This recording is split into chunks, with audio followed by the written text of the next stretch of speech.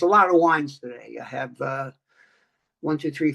I hope everybody's ready for Tuscany Part 2. You know, we gave Piemonte 2 parts. And I think collectively, Piedmont and Tuscany are the two most deserving of 2 parts for those of us in the United States, because they have a dominant amount of DOC and DOCG wines. If you go into a wine shop, you see mostly wines from Tuscany and from Piedmont, except for Pinot Grigio. Pinot Grigio, you see most of those are from the northeast of Italy, but they're found pretty much throughout all of Italy. And Prosecco also belongs to northeastern Italy. But when you think of red wines, especially, you think of Piedmont with Barolo, Barbaresco, Gattinara, Barbera d'Asti, Barbera d'Alba, Dolcetto, etc. And Tuscany with Chianti, all of the affiliate Chianti wines, and then the Super Tuscans. In fact, we're going to be basically in 3 parts today, talking about wines from the Chianti area, and then we're going to move out of Chianti and go to the coast, past Pisa, and get to the coast on the Adriatic Sea of Tuscany. It's a very popular area. We'll talk a little bit about Super Tuscans and some of the wines there. And some of you white wine lovers are probably hostile to me now, because we really haven't talked too much or at all really about Tuscan white wines. So we'll finish up with a little bit about white wine. But really 90% of the interest or so, even more, are in the Tuscan reds. So we're just following script. But I called today's talk Sangiovese and Beyond Sangiovese, because we spoke about Sangiovese last time, certainly the most important grape variety in Tuscany. But I'll start by saying there's this beautiful estate in southern Chianti Classico area. It's in the Chianti Classico zone, not far from Siena. It's San Felice. And one of the things they have at San Felice is called the Vitiarium. And it's an experimental vineyard area where they grow about 270 grape varieties. I don't know exactly how many they have now, because they're always experimenting with new vines. Okay. And actually, they made a wine from one of the quasi extinct grape varieties. We talked about that last time, but there are many other grape varieties that they're experimenting with. So it's more than just Sangiovese, is what I'm trying to say. Okay. And as we journey throughout Tuscany, we'll have to speak about a wine. I'm not going to talk about it right now, but later on. It's called Vin Santo. Okay. And it's a white wine. It's an amber wine. There is a red variety also, which we'll talk about, a red Vin Santo. Very, very rare, but we'll speak about that. Okay. When we get there. And one of the areas we're going to visit in the Chianti zone, not Chianti Classico, but Chianti Montalbano, is Carmignano. Carmignano was a town, and some people call this particular wine the original Super Tuscan, which isn't really accurate because it's a DOCG wine. It's not a fantasy wine. It's been around for a long time. As a matter of fact, it goes back to about when Caterina de' Medici married the King Henry II of France. She was from a very wealthy family and was a very attractive catch for the King of France. Nothing like having a wealthy wife and a wealthy life, as a matter of fact. But one of the things that she brought back to Italy, she was Tuscan. They were from the Florence area. They were bankers. De' Medici is a banking family. She brought back what they call the Uva Francesca, the French grape, the French varietal, and the French varietal was Cabernet Sauvignon. So Cabernet Sauvignon's been growing not far from the Chianti Classico area, Chianti Montalbano area, Carmignano, since 1716, and it's grown in other areas of Tuscany as well. And is usually one of the components in the amorphous category of Super Tuscan, which really can be made from any combination of grapes. And we'll be talking about them later on. Okay.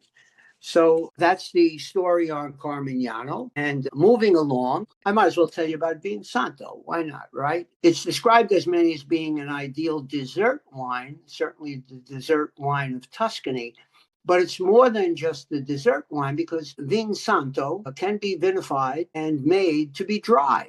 So it can be an aperitif wine. And how is Vin Santo made? It's just very, very interesting to talk about Vin Santo because Vin Santo is an old grape, is an old varietal also. Okay, it's an old grape wine, I should say, not grape, but it's an old wine. And the first thing about Vin Santos is you just can't call a wine Vin Santo. It should be associated with a geographic area. So this one is from Badia Coltibuono, and it's a Vin Santo from Chianti Classico. Okay, and it's made with the traditional white grapes that used to be put into Chianti wine. They're not so popular today, but remember there were two red grapes, two white grapes, Sangiovese, Canaiolo for the reds, and then Malvasia and Trebbiano for the whites. So this is made from Malvasia and Trebbiano. And it's an interesting winery, Badia a Coltibuono, the Abbey of the Good Harvest. Okay, so this was originally a religious setting, and it was bought up by private investors in the 19th century. And today, it's sort of a central focus place for wine and cuisine. The Medici family, okay, the descendants of the De Medici family, have a wine cooking school there, and people come from all over the world to study there. Okay, and one of the things that they study is Vin Santo. I'm talking about that in a couple of minutes. Okay, one of the De Medicis married into the Stucchi Prinetti family, and Stucchi is well known in Italy. He was one of the first car manufacturers. Back in the days when Fiat and the other cars were created, he had a line of automobiles in the beginning of the 19th century. Eventually, he became agrarian and settled into this beautiful estate, this abbey in south of Chianti Classico area, not far from Siena.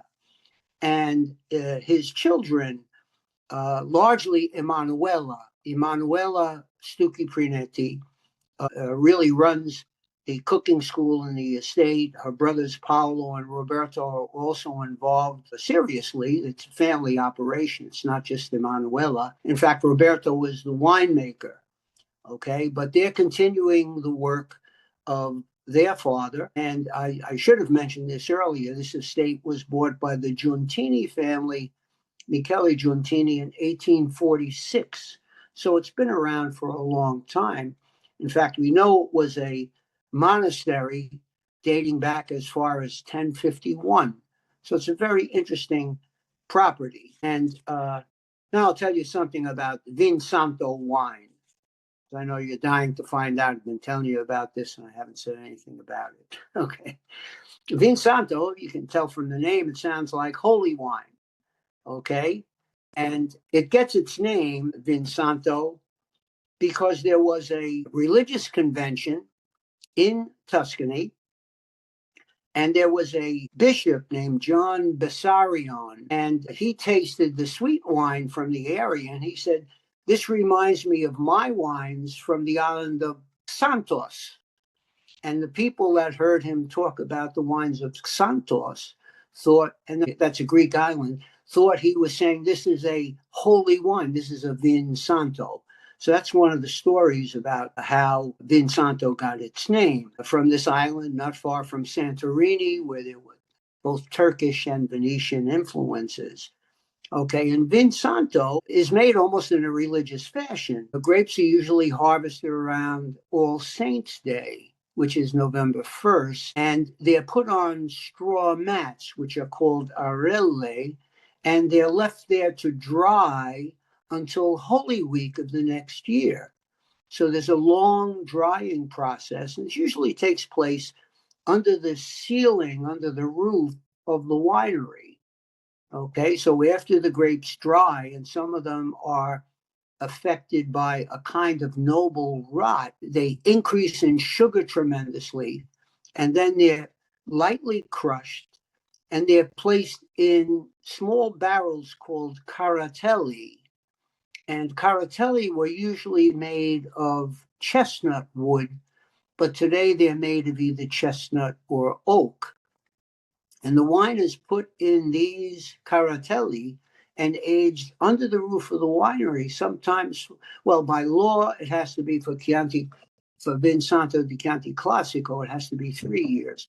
But some age their wines for 5, even 10 years or more. Okay, so there's a long aging process.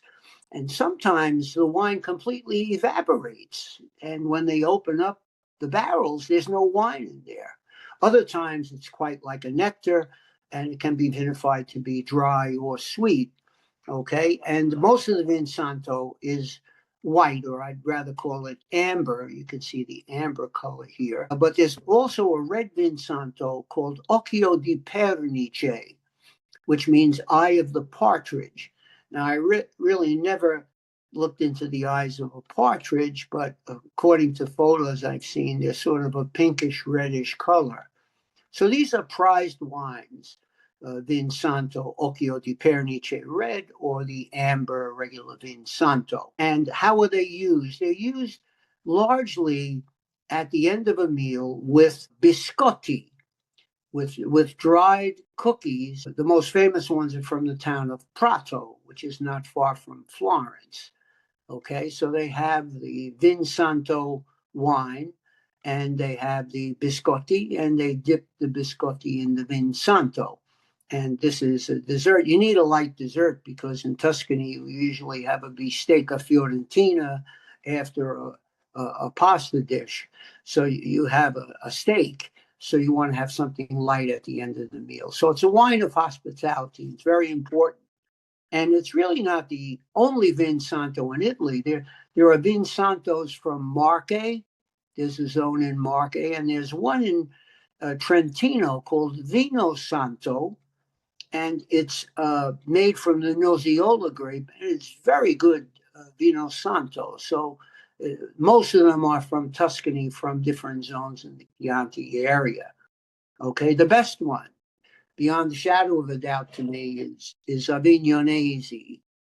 Avignonese, we'll be speaking about Avignonese wines in a second. Avignonese is a winery in the town of Montepulciano, and they also make a Vino Nobile de Montepulciano. We spoke about that last time. Their Vin Santo is extremely expensive. The least expensive one I've seen in the marketplace is $99. Some can be $1,000 a bottle. And they age extremely well, by the way. There's a slight oxidation that takes place in Vin Santo, so you don't have to worry about it oxidizing. It already has oxidized, but they can hold up for a very long period of time. And at the winery, by the way, they sell 100 milliliter sizes, very small bottles. Small bottles, half bottles, are the perfect size for Vin Santo because you really don't drink a lot of them. You just drink a little bit in a small cup. It's a very famous Italian wine, so I thought I should talk about that. And you have them usually with these cantuccini, with these kind of biscotti with almonds in them. It's a very nice light dessert. Okay, so now let's leave Carmignano and we head over to the Montepulciano area before heading to the coast. And I should talk about the Super Tuscans a little bit. This is a wine made by Avignonese. It's called Griffi, and Griffi, named for griffins, were a mythological character, and you really can't see that well on the screen, but the character had the tail part of a lion, it had wings, and it had the face of an eagle. So that's a pretty good looking monster. Okay, a griffin, a Griffi. Okay, and one of the things you may enjoy doing, since these Super Tuscans hold up pretty well, is you may try to save a vintage and then compare it to the recent release of the vintage of the Super Tuscan. So I have here a bottle which I really should try pretty soon, 1982 Avignonesi Griffi. And the current release on Avignonesi Griffi is 2018, have released 2020 by now. But one of the things you might try to do with these super Tuscans, which are blends, are usually blends of Sangiovese, Cabernet Sauvignon, Merlot, sometimes Syrah, depends on the winery, depends on the winemaker. You may want to compare different vintages, but you also may want to compare them to wines from Cabernet and Merlot from the New World, from California, or even Bordeaux in France. So comparative tastings are usually a lot of fun. So unfortunately, we have a lot of traveling to do today, so I'm not going to speak too long. We've abandoned Carmignano. We've abandoned now Griffi, and we're going to head to the coastal area, which is called the Maremma. Maremma is a short and dialect for Maritima. It's the area by the sea, the Tuscan area by the sea, from Livorno down to Grosseto. It's just a beautiful area, very, very popular. And one of the wines from that area that you should try to find is called Morellino di Scanzano. And if I'm not confusing you enough, the Italians are trying to confuse us because Morellino is the local word for the Sangiovese grape. And this wine is a blend of Sangiovese, of Cabernet Sauvignon, and Merlot. And the reason I selected this wine to show you, it's from a wonderful estate called Le Pupille. There are many producers of Morellino di Scanzano, and they're all going to be pretty good because they have to stick to the format of the DOCG for Morellino di Scanzano. They have to use the same grape varieties. They have to age them for the same amount of time, reach the same level of alcohol. The climate is going to be similar. You know, we're in coastal Tuscany now. So, you know, you can find one bottle of a Morellino di Scanzano and have a pretty good idea what the others are going to taste. Now, Le Pupille, Fattoria, first of all, it's Fattoria Le Pupille. It's not a factory. Sounds like a factory. It just means a place. A fattoria is where something is made. Okay, so it's a farm. And Le Popile means pupils. There's a school on the farm. And Elisabetta Gepetti, who is the owner of Le Pupile, is very important in educating people as to the wonderful wines of the area. Okay, and she's a wonderful personality. And she makes a wine called Safredi, which again is $100 wine. So when you see Fattoria Le Pupille wine that's maybe $15, you say to yourself, you know, maybe I should give that a try. I mean, after all, it's from a winemaker that's making a wine that is $100 a bottle. This Safredi, which he named in honor of one of her friends, Fredo Safredi. Okay, so Morellino di Scanzano, Tuscan coastline, on the way to the road to Rome. So if you're in Rome, you can go up along the coast. You come to coastal Tuscany. It's certainly a wonderful area. And if you look at a map and you think of what we're saying today, you shouldn't think that there are no wines outside of the zones that I'm talking about. Okay, Tuscany has 41 DOC wines and 11 DOCGs. And that's about the same as Piedmont, you know, up in northwestern Italy. So there are a lot of wines. In fact, as soon as you get out of the area of Brunello di Montalcino, you cross a bridge and you're in a DOC zone called Montecucco. Okay, so there are a lot of wines we're talking about, but there are a lot that we won't be even saying one word about because there are so many of them. There may be as many as 2,000 varietals in Italy, about 350 of which are in the important wines. Okay, over 300 DOCGs, about 79 DOCGs. Okay, so these are important areas. Okay, so we abandoned that, and I should tell you something about coastal Tuscany. We mentioned the Cabernet Sauvignon entered Tuscany around 1716. Well, in the beginning of the 19th century, There was a French emperor who was Corsican, and he was exiled to the island of Elba. And Elba is a part of Tuscany. It's under the region of Tuscany. So many of his followers who thought he was really something special, he had been their emperor and he lost a battle to allied forces of British, Austrian, etc. And he was exiled to Elba. They moved to the Tuscan coast so that they could be close to him. And they brought Tuscan varietals with them. Which varietals? It's really interesting. They brought Cabernet Sauvignon. They brought Merlot. They brought Cabernet Franc, Chardonnay, Pinot Noir, Sauvignon, and Syrah, and even others, but those are the most popular ones. Okay. And there's an estate not far from the coast called Sassicaia. Well, the wine is called Sassicaia. It's Tenuta di San Guido, and it's owned by Marchese Incisa della Rocchetta, and he produces probably the most famous Super Tuscan of all, called Sassicaia, which is largely Cabernet Sauvignon and Merlot and Cabernet Franc as well. And Sassicaia may cost $250 or more.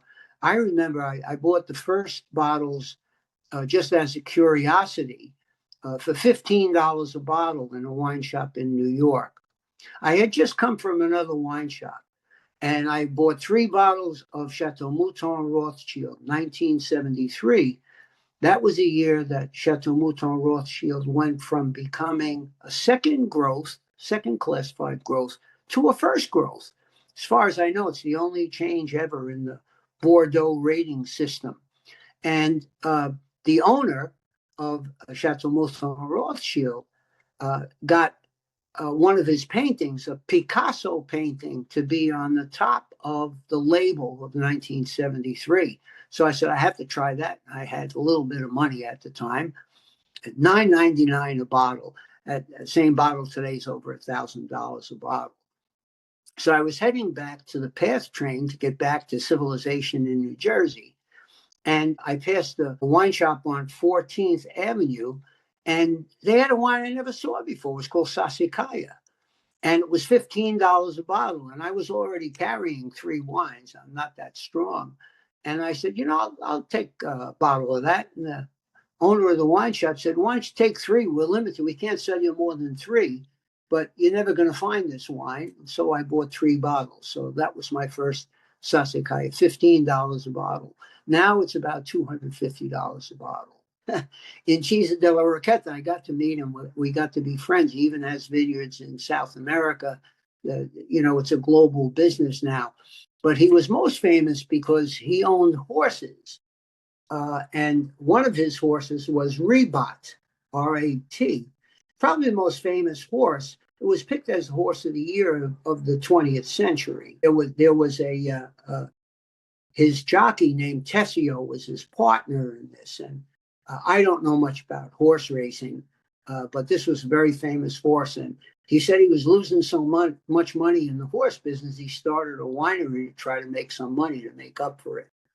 But at any rate, part of the colorful situation of the situations in Bulgari with the Super Tuscans.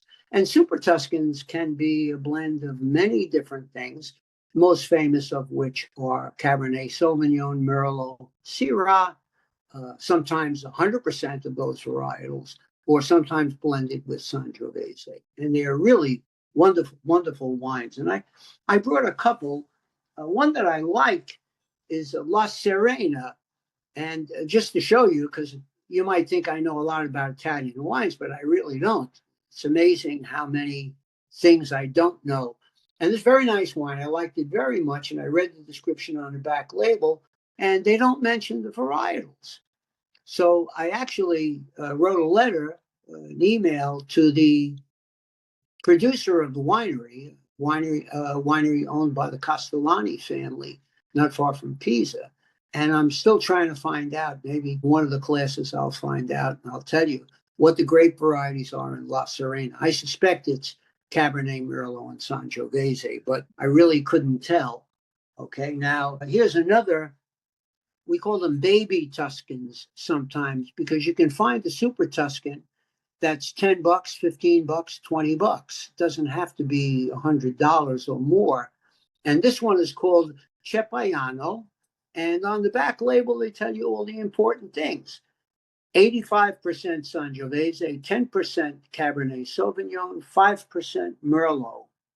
And again, it's from coastal Tuscany, right? So you can look for these super Tuscans and baby Tuscans. I think you'll enjoy them because I think they're good bridge wines. We're accustomed to drinking California wines, which are Cabernet, Merlot, Chardonnay for the whites. And if we find Italian wines that are made from the same varietals, of course, they're going to taste a little different, but they're going to have that common denominator of using the same varietals. So at any rate, you might be able to find Cepiano somewhere, and it's not expensive. It's under $15 a bottle. Okay. The most famous area along the coast where they produce excellent wine, this is where Sassicaia comes from, is Bulgari. Bulgari is a town not far from Livorno. And you know, Livorno, they're famous for seafood. We're going to have to talk about white wine later on because you want to have maybe some good white wine with seafood. They have a dish in Livorno called caciucco. You may be familiar with this caciucco. It has 5 letters C's in caciucco. 1, 2, 3, 4, 5. So traditionally, it's a seafood stew, which contains at least 5 local fish. Okay.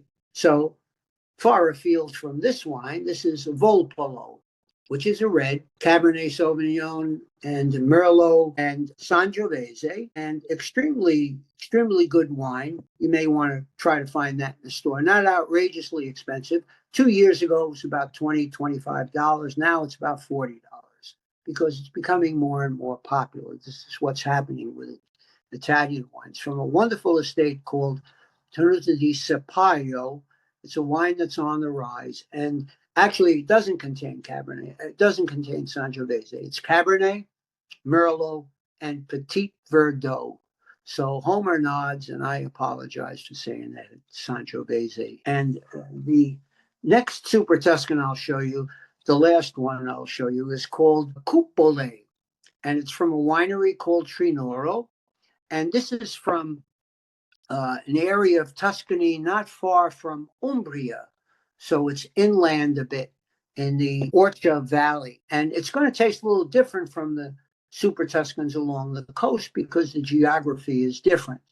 And this is Merlot, Cab Franc, Cabernet Sauvignon, and Petit Verdot. And it was interesting because I spoke to the owner of the winery about how he made the wine.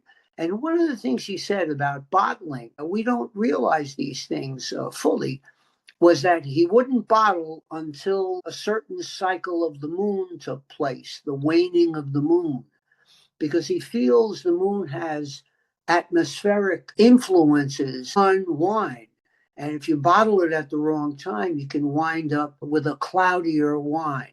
So he's striving to be organic. Many of the wines we talk about are sustainable or organic, and he makes sure that he bottles with the waning of the moon.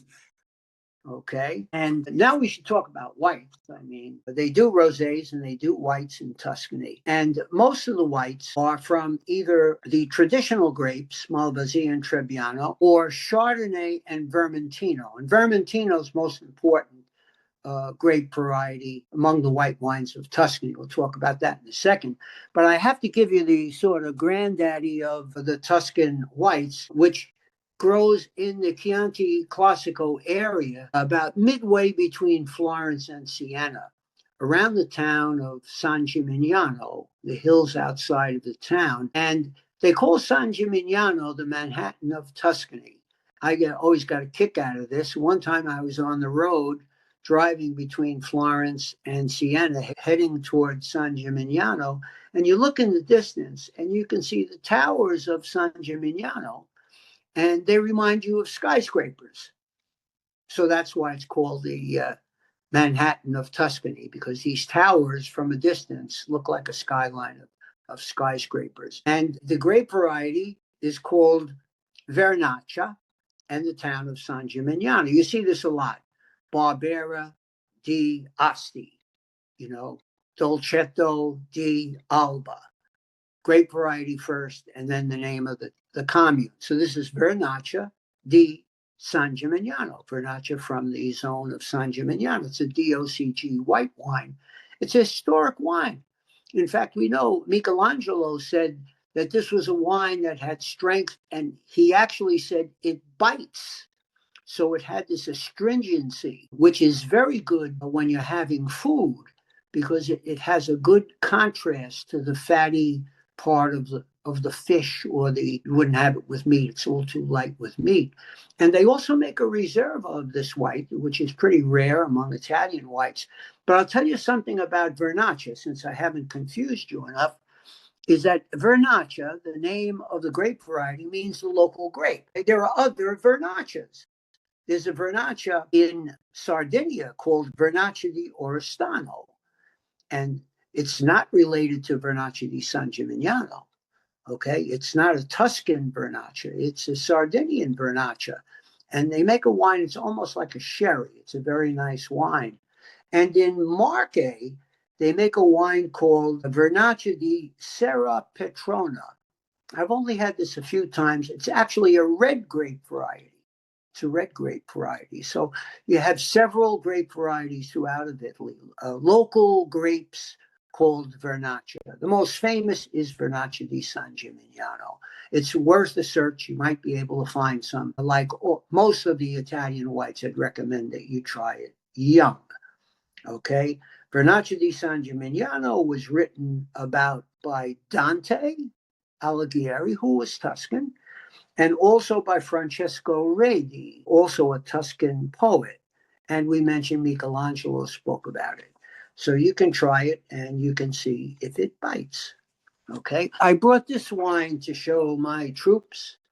This is a wine from a nice estate called Tenuta de Montechiesi, but it's a blend of Vermentino and Chardonnay.